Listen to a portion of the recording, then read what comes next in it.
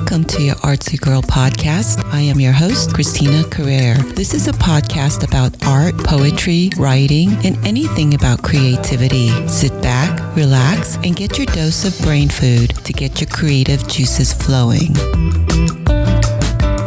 Welcome to episode 38. Today's featured guest is Melinda Luisa de Jesús. She is an associate professor and former chair of diversity studies at California College of the Arts. She writes and teaches about Filipinx, American cultural production, girl culture, monsters, and race ethnicity in the United States. She edited Pinay Power, Feminist Critical Theory, the first anthology of Filipino-American feminisms, Routledge, 2005. Her academic writing has appeared in Mothering in East Asian Communities, Politics, and Practices, Completely Mixed Up, Mixed Heritage Asian North American Writing and Art, Approaches to Teaching Multicultural Comics, Ethnic Literary Traditions in Children's Literature, Challenging Homophobia, Radical Teacher, The Lion and the Unicorn, Ano Ba? Magazine, Rigorous, Conch Magazine, Rabbit and Rose, Melis, Meridians, the Journal of Asian American Studies, and Delinquents and Debutantes, 20th Century American Girls' Cultures.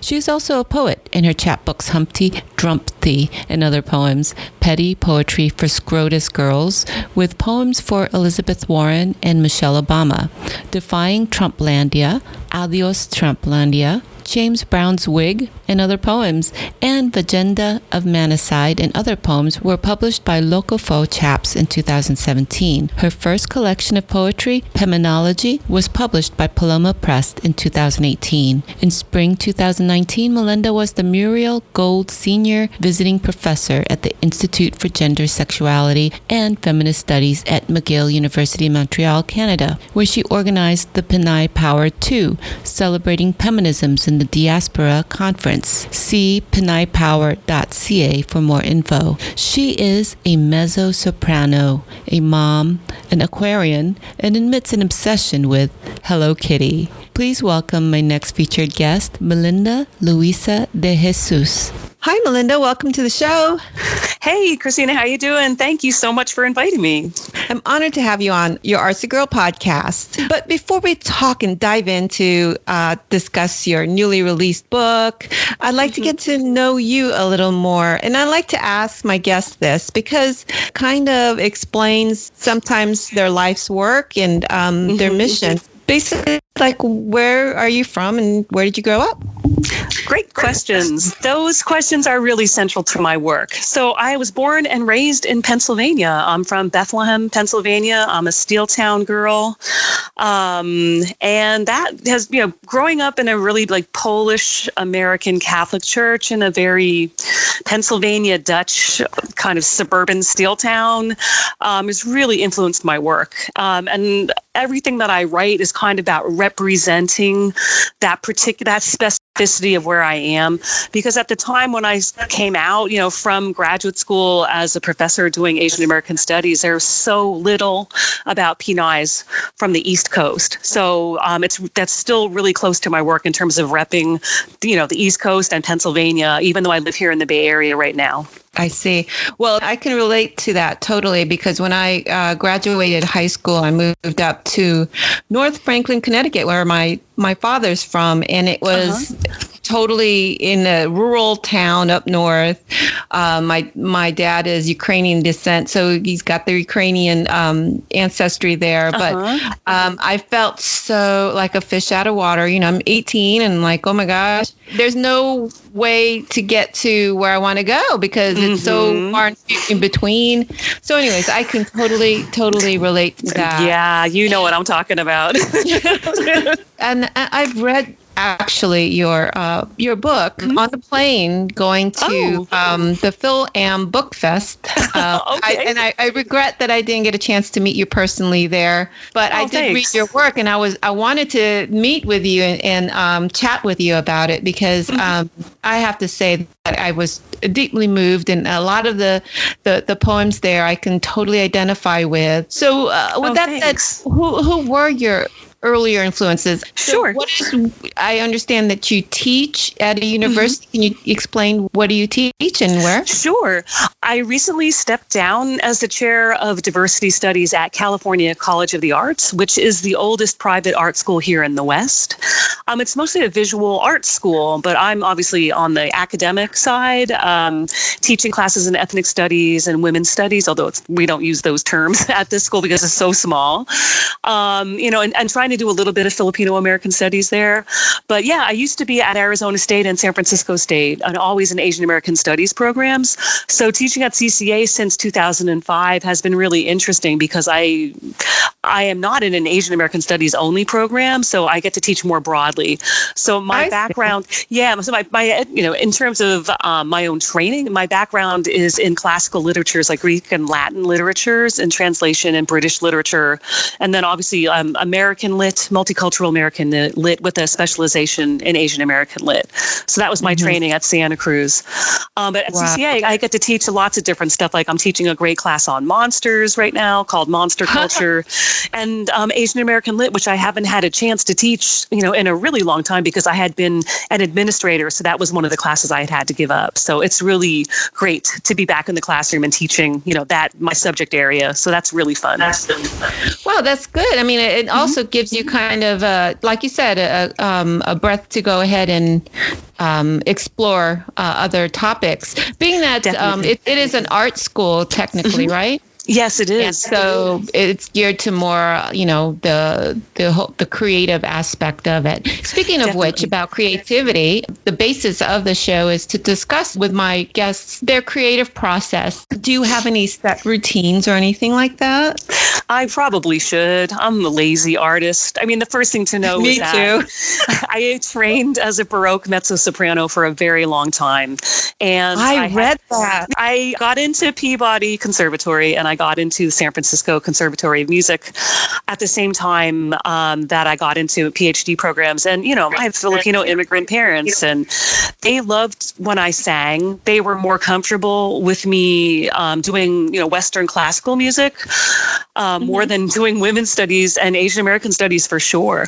But when, push came to shove, like they really wanted me to go on to do my graduate work, whatever that was going to be, because the perception was that it was going to be very difficult to make a living as a singer.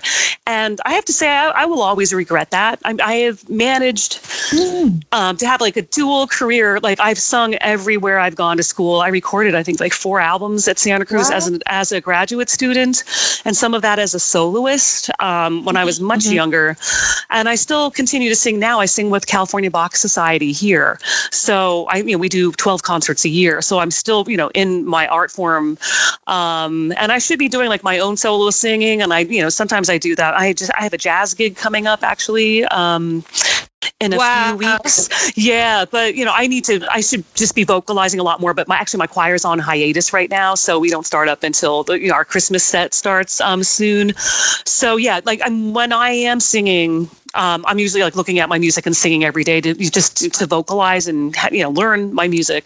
In terms of poetry, I always wanted to be like the great American poet. I mean, I went to the Pennsylvania Governor's School for the Arts as a junior in high school at Bucknell University back in the day, and I think about how close I was as a 16, 17-year-old, really beginning to understand what a poem was, and then I had to get away from that, going into my own studies of classical lit in terms of interpretation.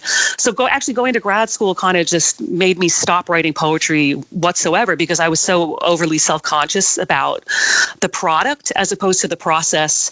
And I didn't get that voice back until, fairly recently. I had been writing a little bit of poetry, but I really didn't return to it until about 2013 or so when I was struggling writing, an article with a bunch of other women. We had given a really amazing, I thought, discussion about what it's like for feminist moms to be raising mixed race Hapa boys.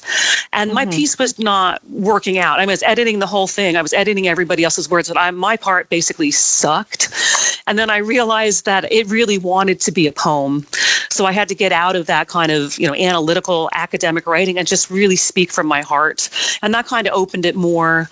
And then around, the election of 45, I was literally so silenced and so angry. I guess the word was rage. And I was just keeping it bottled inside me because I did not know where I wanted to release it. I was so upset. And then there was this opportunity with Locafo Chaps that Bill Agrezza was doing to write, his goal was to make 100 chapbooks of anti-Trump poetry and send every single one to the White House. So the weekend of the Women's March, I just finally just said, I need to write something down because I was inspired and I also was ready to let it out. And I had 5 poems and it had been so long since I'd written anything. I'm like, well, we'll just see where this goes. Right. And I was ready for it to be rejected, but they accepted it. And it was, then Eileen Tabios reviewed it, which scared the fuck out of me, because, I know what kind of writer I am as an academic, but to have someone like her, so when Bill emailed me, he said, Eileen reviewed your stuff. I was like, oh shit. I didn't, I took an hour to not look at it because I was so what is she going to say? And luckily it was positive. I mean, I had a chance to tell her this summer when I was visiting her that if she had said something else, possibly, maybe I would have stopped writing because it was such a weirdly, it was a very vulnerable moment. It had been so long since I'd written any poetry. And then since then, 6 chapbooks and then Peminology. So it was good to have her in premature. So that opportunity to go ahead and write, and then all of a sudden it seemed like it was the outlet for your rage. And also you discovered your voice and your creativity. And it's now just pouring out of you now. There's a lot. Yeah. I feel looking back, I wasted a bunch of time there. I probably should have done this a lot earlier. But, as a mom, and as an administrator, and also just trying to sing as much as I had been, it was, where am I going to find the time?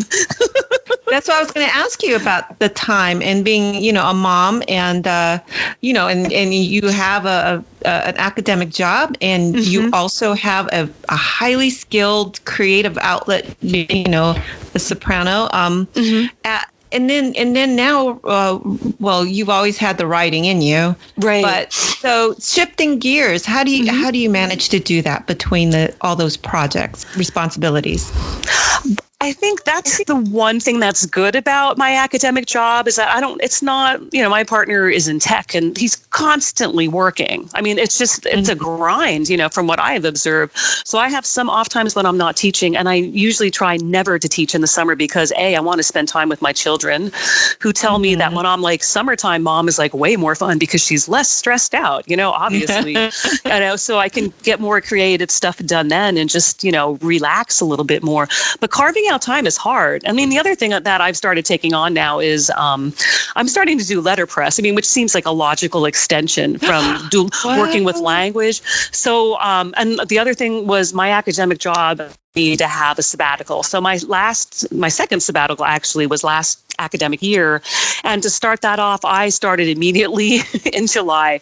I took a 1-week class to be certified to use the Vandercook, the cylinder press, at the San Francisco Center for the Book.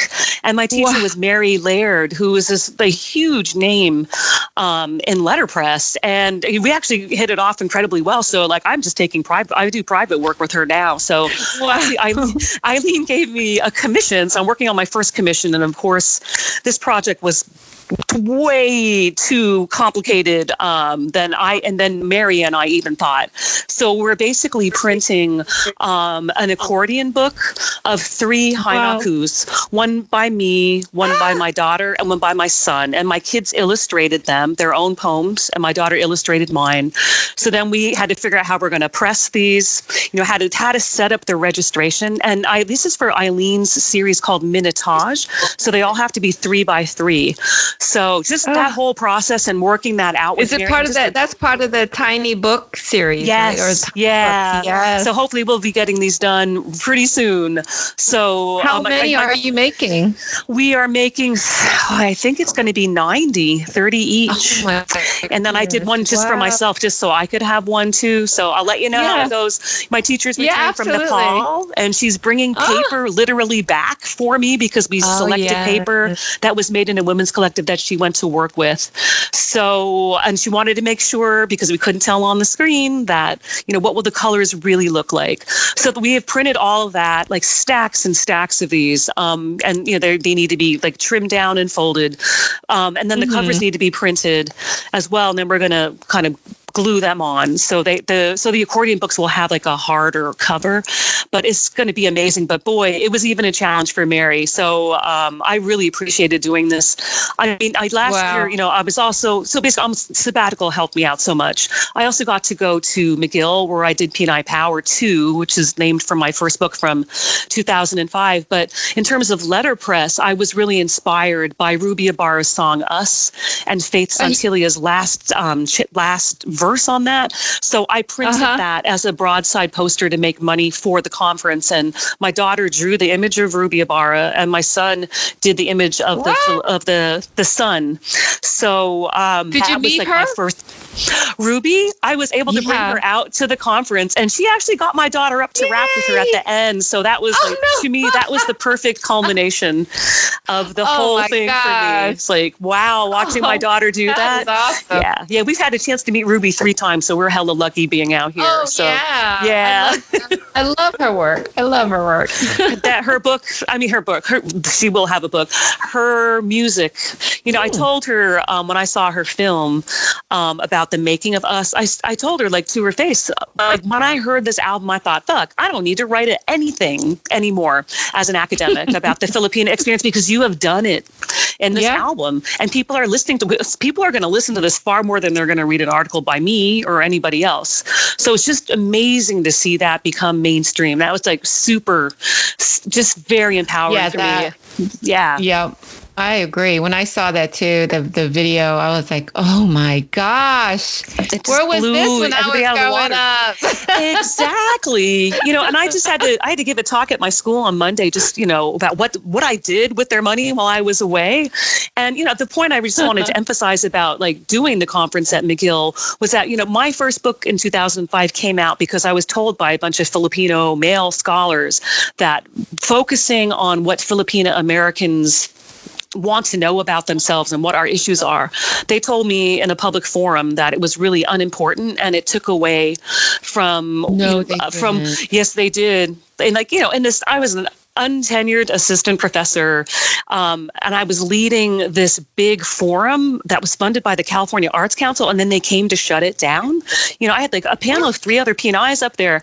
Yeah, it was like really awful. And it was like really embarrassing. And also here another, again, enraging, like, you're trying to shut us down. You're trying to say that what we do as P&Is is unimportant, and that we are focusing on this takes away from focus on real Filipinos. I mean, that's what they literally said. I mean, and that's how I opened my book, by starting with that moment. Because if I had not been so upset, I don't know if P&I Power would have come out. I'm going to read that book, and I'm going to be like, oh my goodness. And I got totally busted for calling them out. I need to write about that in the later on. But yeah, like later on I got busted because I basically named them, but I put their names in quotes. So if you knew at the time period, like, who is teaching when, that's crazy. Because not only do you have to do we have to deal with white male privilege and all that. Oh my God, in our own community. Come on now.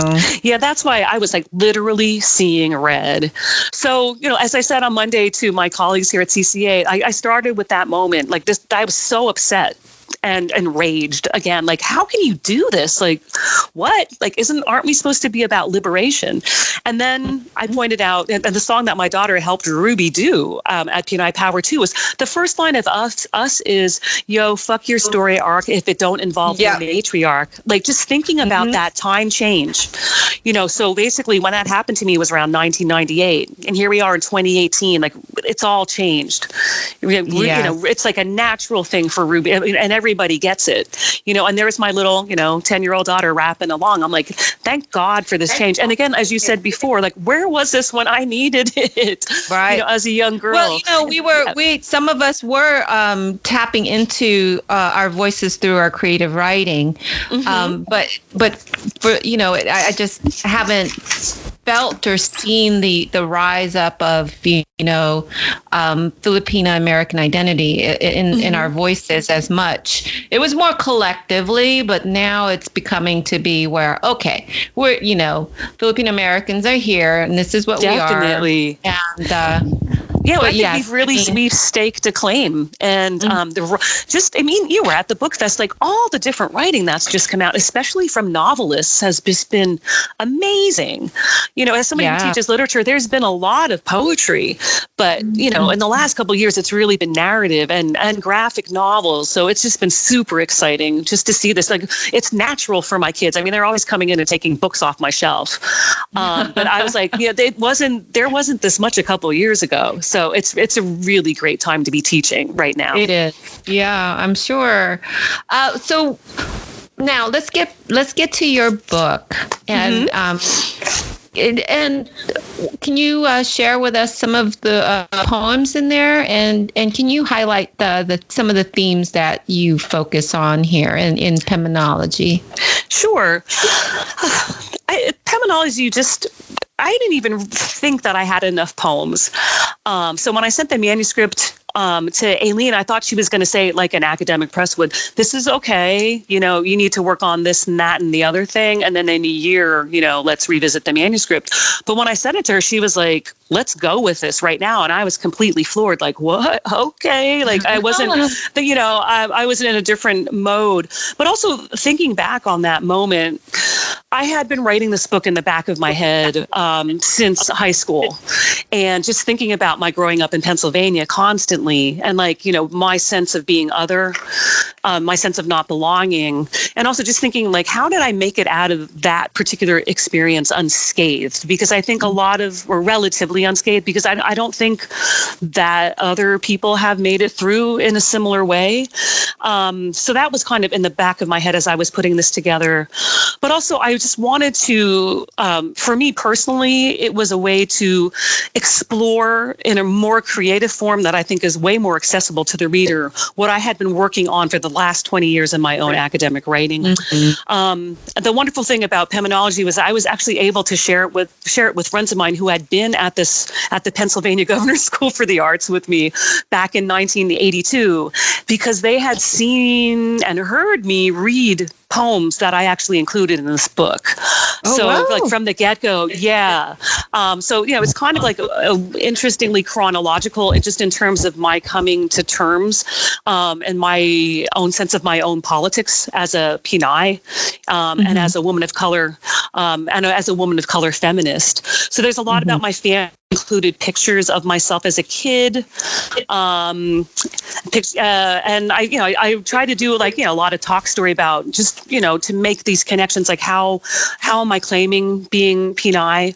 How can you claim being a Filipina growing up in Pennsylvania when your parents purposefully raised you without any languages because they really wanted us to be American and to fulfill that. So they didn't dream. They don't talk Tagalog to you or anything. They use that amongst themselves. I mean, my mother spoke about 7 dialects. Right, mine very too. good with language. Yeah, she was like a Filipino folk dancer and a model back in the day, and they didn't share any of that with us. My father, I think my father's grasp of Tagalog was probably not as good as my mom's. My grandfather, who was a huge influence on me, I realize as an academic today, was the dean of the veterinary school at the University of the Philippines. So he was. My father's family spoke English a lot in the home because he was also a teacher, but also because my grandmother was an Igorot. So, they needed a common language there. But my mom used to bust on my dad all the time because she felt that his grasp of Tagalog really sucked. But she also taught Tagalog language when she was from Baguio. So that was one of her first jobs, was like teaching home economics and English and Tagalog. Do you have a couple of poems to share with us? Yeah. I want to start with the second poem in the collection, just because this one means a lot to me. So I basically started this poem around, I would say 1981, 82, and it took me until about 2018, 2017 to finish it. Wow. So yeah, so the first and the third sections, like the first section is intact. The second part kept coming in and out. So it's new. The part number 2 is new, and 3 I just kind of condensed. So that part is pretty much intact too. It's called Jealousy. 1. Wanting to be blonde-haired, blue-eyed, small-boned and delicate, ivory complexioned, sweet and ladylike, a fairy princess, or green-eyed and red-haired like a mermaid, anything but brown-skinned, brown-eyed, black-haired, loud, big, fat, different. Number 2. I love your poems. I hate your poems. I want to lick them, chew the paper they're on, savor each line, then swallow them whole, make them mine. 3. Wishing I felt more connection. Planted in American soil, wilting, bleached, I long to be coconut, carabao, brown. Yes, that's very telling. I mean, especially growing up in a mostly all white community. Yeah. Did you have any Filipinos around you at all? I realized looking back, and my parents are passed now, so I wish I had been able to really interrogate them about this in terms of a timeline. But from what I can tell, my family was probably one of the first Filipino families that grew up in Bethlehem. But then I'm realizing so 71,000 people, and there's like our family of 9, So I was looking at the census data. It was just cracking me up because these tiny little numbers out of, those numbers, the 9 of them is from my own family because I have 6 brothers and sisters. But I realized, growing up and thinking actually looking at some of the pictures from going to Catholic school, of the class pictures, that there were more Filipinos in and out, and it was largely around the time of of Marcos that more families started coming in. And right before my dad passed in '99, I actually had the opportunity to start an oral history project about Filipinos in my hometown that I never finished because, my father was the heart of this project, and I never got to do his oral history. So that has really haunted and pained me. But he accompanied me on practically every interview when I did it that semester, and I got to help him reconnect to this community. And it was incredible to interview the parents of kids that I had gone to grade school with, because we didn't really necessarily interact. None of them happened to be in my own grade. They were above me and below me, literally. But they knew my siblings pretty well, and they knew my father from being in choir and my mom from being really involved in the church. So just getting a sense of really how differently my parents had raised me, because they were a little bit older. My father came in 1954 to do his, to do graduate work at Lehigh University in civil engineering. And then he ended up staying and he ended up working for Bethlehem Steel, which is how I ended up growing up in Bethlehem and then going to Lehigh, which is where my father also went to school. But they raised us, to be very American. And that was kind of what the parents of my, grade school friends said. We were the Americanized family because, we didn't speak any Tagalog. And my parents were kind of different from them in that sense. And I also, they were all largely doctors and nurses, where my father was the only outlier engineer. So it was just interesting trying to kind of revisit this entire experience. And also it's nice to have the weight of the PhD behind me. So I was able to, I'm sure, to get information or just to have folks open up to me about these experiences, because, this is what I do for a living now. And I'm sure they never would have, been so open if it had been somebody who was not from the community, if they had not known my parents, if they hadn't known who I was as I grew up in the church as well. So have you gone back? Have you gone back? My father died in 1999. My mother passed in 2015. But, I went back at least 2-3 times a year to visit. and up until the point of my mom passing. But also, it was really kind of sad just to see so many of these parents also pass away. And, in the, some of the conversations that I had with the kids that were home, or, parents wanted me to talk to their children about what I was doing. But everyone had said that they were worried about how much Filipino-ness was going to be passed along to the next generation, because basically everybody married out. So in terms of like my own family, like, everybody has married someone who was not Filipino. There were not very many choices. And, my partner and I have been together since high school. So that was something that was really, really weighing on both the parents that I interviewed and their children. Like, what does Filipino mean now when we're talking like mixed race kids? And frankly, that was the decision, like in the back of my mind, way before I had children, that I really wanted to raise my kids in a place where there'd be a lot more Filipinos. So I feel really that's worked out super good for me here in the Bay Area. And, my kids are in some really spaces that really support them as mixed race kids of color. And they're in an excellent dance troupe. I haven't been to San Francisco in a long time, since I was like 14. And I mean, I barely remembered it. But and the beauty of it is, it was, I'm in Florida, where hardly any Filipinos either in my area. And to go there, it was like, bam, wow. I'm like, yes, people look like me. Totally.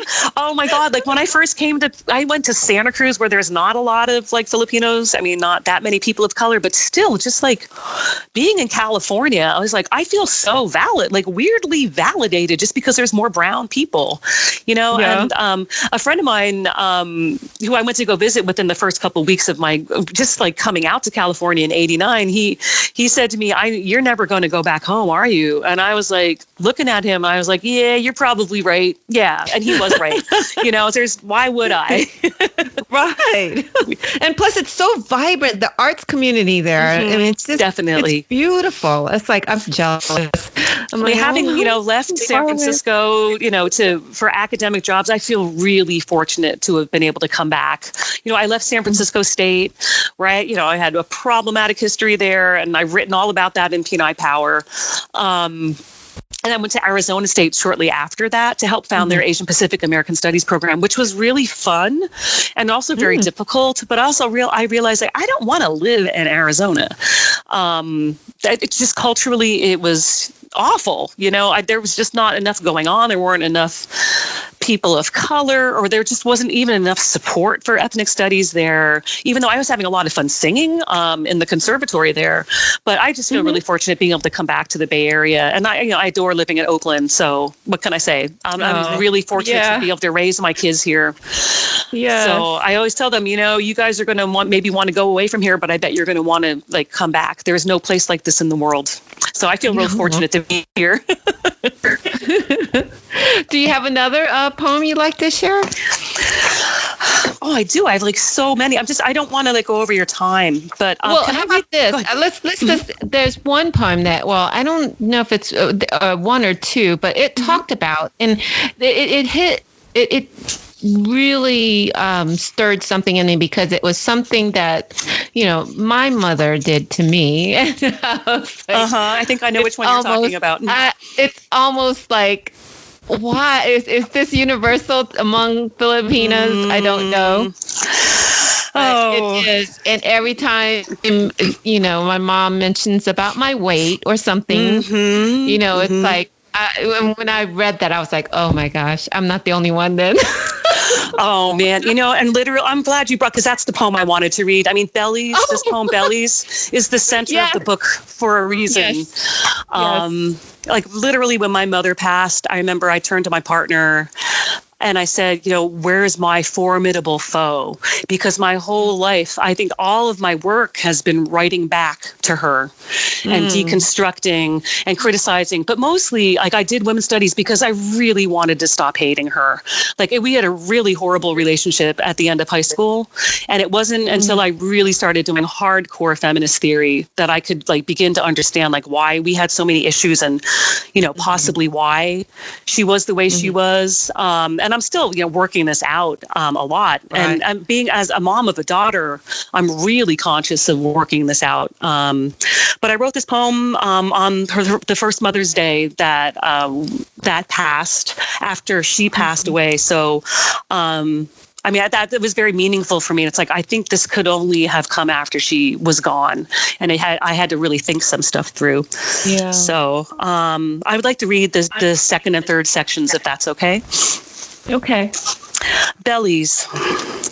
For Mom, on this first Mother's Day without you, May 8th, 2016.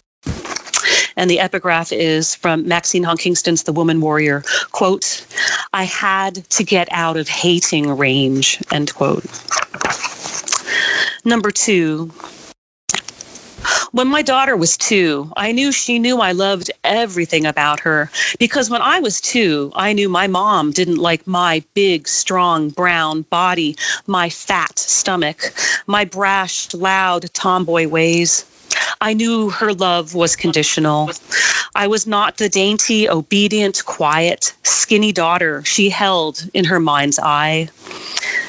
I remember watching her every morning spend about 30 minutes putting on her face, thinking, I'm never going to look that beautiful. And I never want to spend that much time fixing my face. But that didn't stop me from biting into her favorite Coty lipstick, the oily, sour taste, so disappointingly different from its shimmery, orangey pink. Like me, my mom was a teacher. Unlike me, she was also a model, a dancer, a Filipino beauty queen back home, back in the day. My mom looked like Elizabeth Taylor, according to my dad. My dad looked like Ricky Ricardo, according to me. According to my mom, my dad's nickname back home was Gandhi because he was so dark.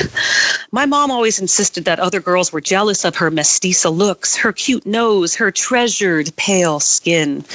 Every summer, she'd scream at me for getting too dark in the sun, as if in Steel Town, USA, anyone would mistake me for a white girl. Her childhood name was Vanadosa. We used to have arguments where I tell her she'd come back in her next life as a short, fat, dark, flat-nosed Pinay. She would just snort in reply. Her looking like me? Ridiculous. 3. We were visiting sweltering Pennsylvania, the kids running around in diapers or bathing suits. My mom took a long look at my daughter's beautifully round baby belly, a frown creasing her perfectly made-up forehead. And she said, hey, I don't want to see that big fat belly. Pull it in so it looks nicer, Malaya. My little sister and I froze. How we both hated those fucking words. Before I could respond, my sister barked, hey, Mom, we don't talk like that to Malaya. Ignoring my mom, I said, I love your gorgeous tummy, Malaya. And my daughter, Olive 3, merely looked at us, then pushed her stomach out even more, giggling. Then she ran away. I walked into the living room, willing myself not to cry. 4, the last Christmas before she passed, I was tasked with being my mom's helper for the day to give her exhausted nurse a well-deserved rest. I would supervise her regimen of endless meds, get her to exercise, remind her to use her cane, eat good food, get to bed on time. It was like having another child. She sat at the dining table with me for hours, crocheting a hat and scarf for my son Stuffy, purposefully putting off going to bed, staying up late to talk and craft with me, reminisce about Daddy and remember fun times. I asked her to tell me a lot of stories about her childhood back home. Around 1:30 a.m., I finally corralled her up the steps into her bedroom, where she insisted over and over she could undress herself and prepare herself for bed. I wouldn't leave and kept offering her help. Finally, she sat down on the bed and said sadly, resignedly, I don't want you to see my fat tummy, to see how fat I have become. And she was saying this to me, the daughter she could always rely on to be the fat one. My eyes teared up immediately for the both of us. So I sat next to her and took her hand, pulled up my shirt, and showed off my fat brown tummy, now lined with stretch marks. I said, I'm fatter than you. I'm proud of my big fat belly. I carried your 2 grandkids right here at 40 and 44. It's my badge of honor. Your belly carried 7 of us, and you should be proud of it. We created life. We're moms. We are awesome. And at that, she laughed and pulled up her T-shirt too. And we gazed upon each other, mother to mother, mother to daughter, big white belly to big brown belly, laughing. Finally, she allowed me to help her into her prim flannel nightgown, and I tucked her in, reciting an Our Father and a few Hail Marys at her request, stumbling over the long forgotten words.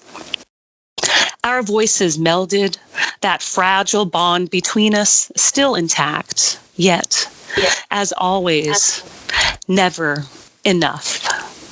Yeah, that imagery is just stuck with me. The amazing thing was how like when it literally happened, like different parts of my brain were just freaking out. Like, what? Like, what? Yeah, it seemed to me as a reader, the way the scene played out, it's almost as if she was trying to apologize.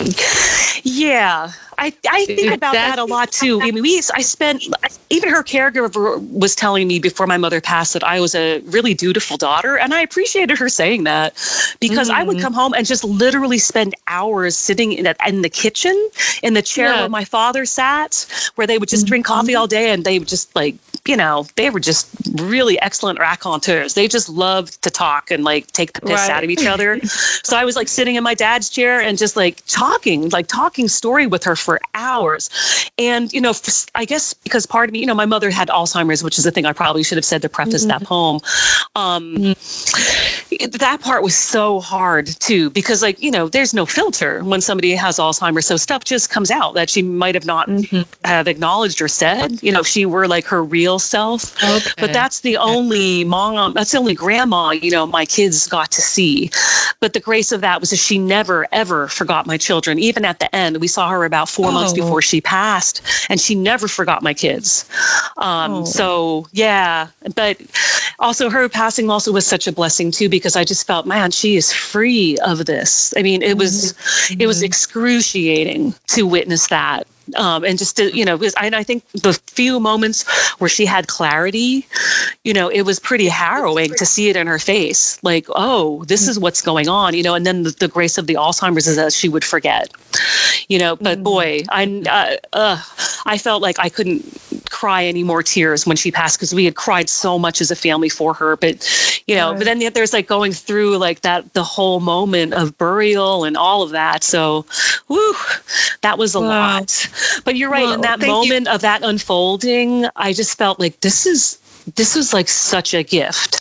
Like, and the analytical academic side of me is like, oh my God, we're going to write about this. And what does this mean? It fits into all this other feminist theory about women and bodies. I'm like, can we just be in the moment of experiencing this? Because, you know, I mean, when I literally lifted up my shirt because she was just so forlorn about it. And it had been so hard to witness her entire life, just fighting her body so much.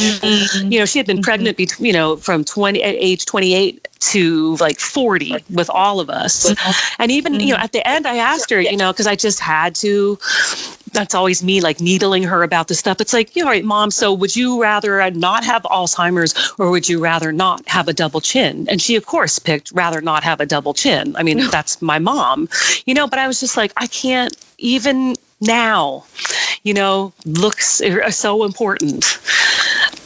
Even in the middle of all of this, it was like so awful, but also I knew that's the answer she would make. So, you know, that's just kind of like the heart of our relationship is just for me trying to understand like her investment in that. So just a quick question. In your academic work, have you kind of like delved into why this is such an issue in Filipino communities? someone who actually started doing that work in P&I Power was Dawn Mobalon, who, recently passed. So the article that she has about Stockton beauty queens actually kind of delves into that. So I know that there were some inklings of some work about that. But, I never actually pursued who had been working on that. I think Evelina Gollang talks about that in her first book of short stories as well. But let me do some research so I can get back to you on that. Because I was just curious. We talk about this all the time. But now I'm thinking, who has written about this? I know Dawn has. I think maybe Allison Tianchanko has. But let me do a literature search and I'll send it to you. Okay. Appreciate it. Because I should know myself. So, I teach a class on girl culture, so we talk about that in a more general sense throughout American culture. My class on girl culture really focuses more on girls of color, not just specifically Filipinas. But I would totally recommend that you read the book Body Projects, because that just nails like the heart of this in terms of why I think culture date, like particularly Instagram, Snapchat culture, just reducing girls to like their body parts, and watching my 10-year-old try to participate in that. Scary. Just as soon as we're thinking we're making some kind of headway, it's like we get pulled back into this craziness again. I don't understand. Definitely.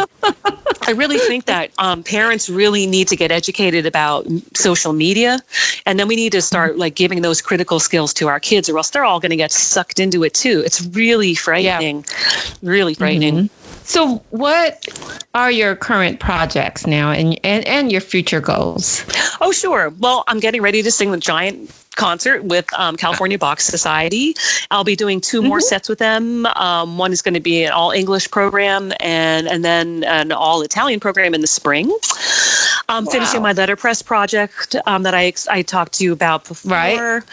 I have in the back of my mind, I'm like working on like probably off the poem that I just read. I really want to make an art piece about and for my mom. That's just going to be like a dressing table, and I actually have some recordings of her. I mean, I guess part of me, I meant to say this before, like in all this time in going home to see her, especially once she was diagnosed with dementia and Alzheimer's, I purposefully, for some reason, did not tape her, because I guess that would mean it would be final somehow. And I really regret that. But in those moments, I just didn't have the heart to put my phone out. I just wanted to experience being with her.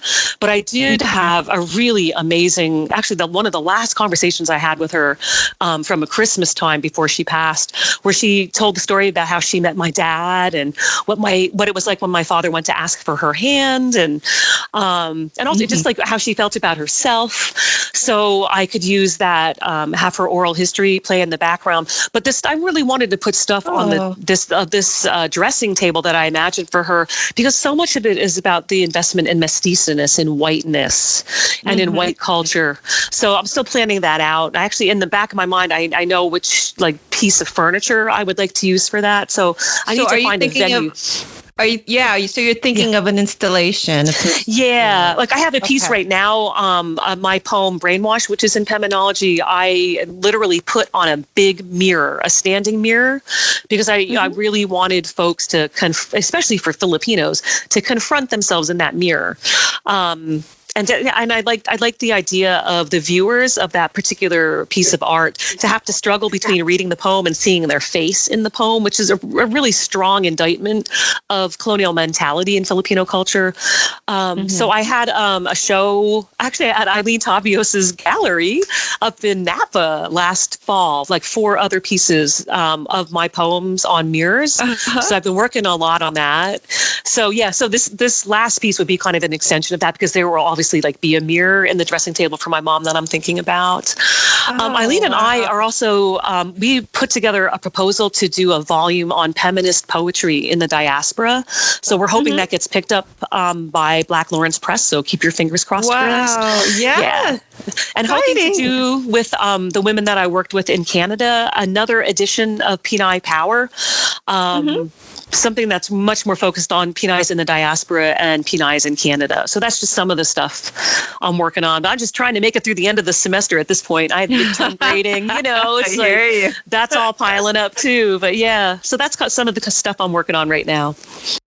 Wow. So That's very interesting. It's like you didn't essentially do poetry. Like it just happened, and then all of a sudden the floodgates open, and now you're just exploring all these beautiful things. Actually, a friend of mine who was in choir with me and has known me as a singer for a long time said, did you ever imagine that you would be a visual artist like this? And I was like, fuck no. I mean, I've identified as a singer for most of my life, and as a poet, as an undergraduate, and then I just put it all aside. So it's been really interesting revisiting this. And I think also I just need to be honest with myself. I think I needed to do a lot of the academic work that I wanted to do, and to stretch my writing and my feminist analyses in that way before I could get to this point of just like throwing some stuff down.